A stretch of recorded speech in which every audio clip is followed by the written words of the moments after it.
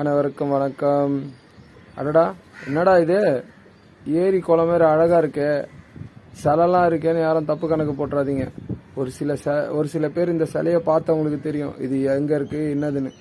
இது ஒன்றும் இல்லைங்க, நம்ம ஊர்ல இருக்க சென்னையில் இருக்கிற அடையாறு ஆறு தாங்க. அது ஒரு காலத்துல நன்னீராக இருந்துச்சு. இப்போ நம்மளாம் அதை பயன்படுத்தி நன்னீரை கூவமாறுன்ற சொல்ற அளவுக்கு